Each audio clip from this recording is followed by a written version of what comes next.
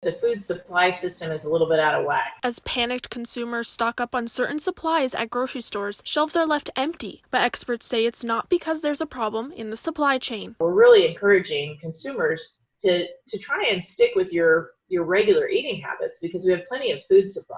Also, as restaurants across the state are only operating with takeout and delivery orders, the farms that supply many ingredients have taken a huge hit. In Arizona, this is the prime time for our farmers markets and our farmers that produce food to plate and food directly to restaurants. And so they're having a particular challenge right now in finding a way to get that supply to their customers. One of these farms is McClinton Select, located in Peoria and Goodyear. Its owners say most of their business comes from selling their products to restaurants, and they're hurting right now. Literally overnight with the COVID-19 restrictions, we watched our restaurant business drop by 95%. So 75% of our business, almost all of that went away overnight. According to the Arizona Farm Bureau, farms and ranches cover about 26 million state acres, and agriculture has more than a $23 billion impact on the state's economy. 40% of Arizona farmers are women. As the federal government pushes through an emergency economic support plan, part of it includes the CARES Act, which stands for the Coronavirus Aid, Relief, and Economic Security Act. As a part of it, the Small Business Administration is providing disaster loans. But when McClinton tried to apply for one, she says she was shocked. You may not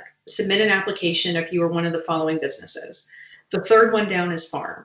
SBA has expanded many of our programs as a result of COVID-19. Later on, we may hear something about farmers being added, but as of right now, we don't have any availability to farmers and ranchers under the Economic Injury Disaster Loan Program with SBA.